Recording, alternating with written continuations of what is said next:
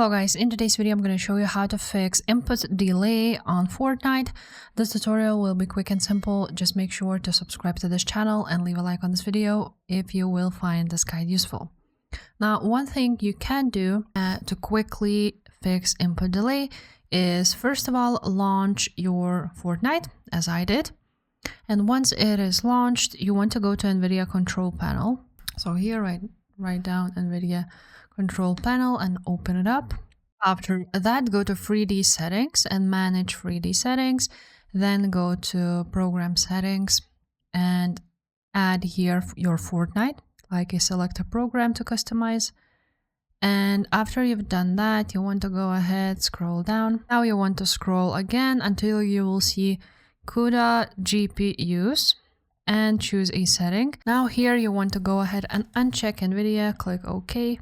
And now your Fortnite input delay should be fixed. You want to make sure that you first launch Fortnite and then change the GPU settings, because Fortnite won't allow you to boot the game while the GPU is unchecked. Another thing you want to do is go to your mouse settings. And here on mouse settings, you will see that your pointer mouse speed is at 7, for example. You want to make it at 6. And you want to turn off the pointer precision. Now, another thing would be home.gg. You can use it for tweaking your PC for gaming, and this would be a really good tool. And basically download it for free and use it for free.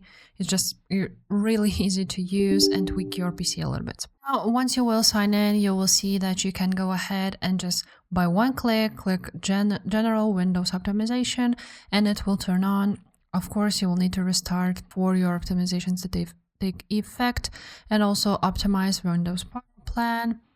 And this one, for example, optimize Windows timer resolution is also a really good one, which you want to go ahead and turn on. And after you've done all of that, you can click restart now. So that's pretty much it, guys, how you can tweak it with these simple steps.